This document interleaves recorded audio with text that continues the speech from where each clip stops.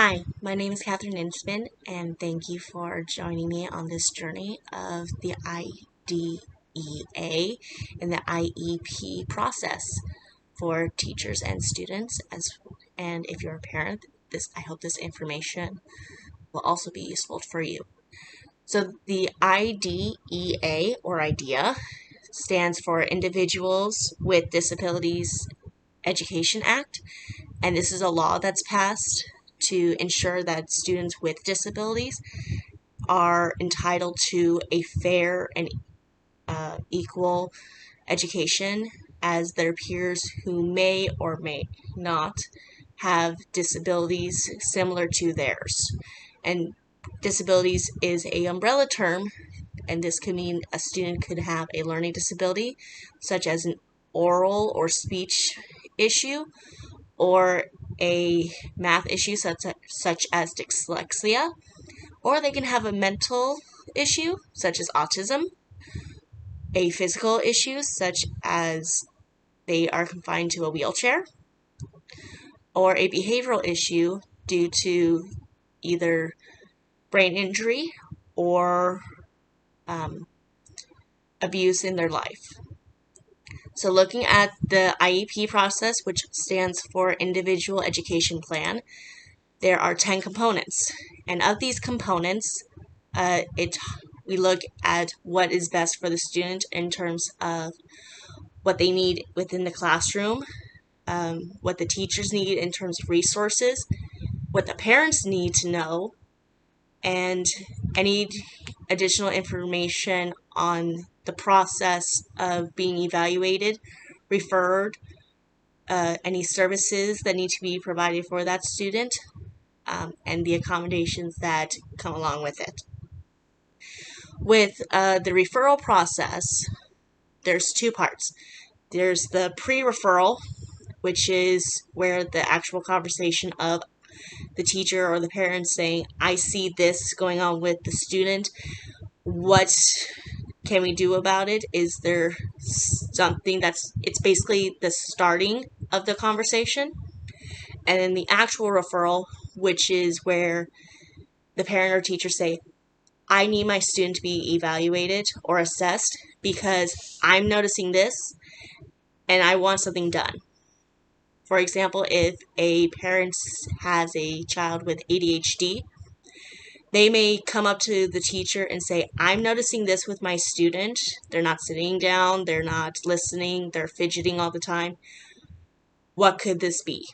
And then the teacher would recommend a evaluation based on their notes that they're seeing with the student within their classroom. And then, lo and behold, the parent comes back and may come back and say, I see what's going on now. What can we do to ensure that my student is successful in your class? That's the basis of a referral, and this is where teachers and parents actually begin to set a IEP team to ensure the success of their student. And within this team, this is administration, the teacher, the student, the parent, other teachers the student may come in contact with, and any outside sources such as psychiatrists or other resources that the student may need. For example, physical therapy, counseling, speech therapy, and other school health services. With the evaluation, this is where many medical diagnoses can come into play. If a student has a mental or a physical disability, it will be well documented. And if it's a learning disability or a underlying mental disability that the doctors cannot determine, this is where it would be documented and would play it into what the student needs.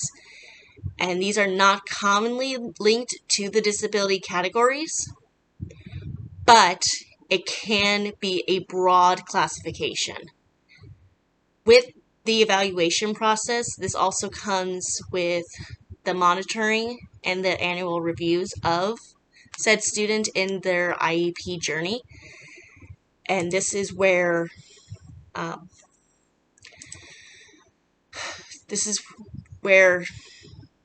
information can be gathered and shared amongst the teachers, the parents, and the students in terms of what's working and what is not working for the student within a certain class, as well as making suggestions on what we want to change in terms of the accommodations or what we want to take away in accommodations.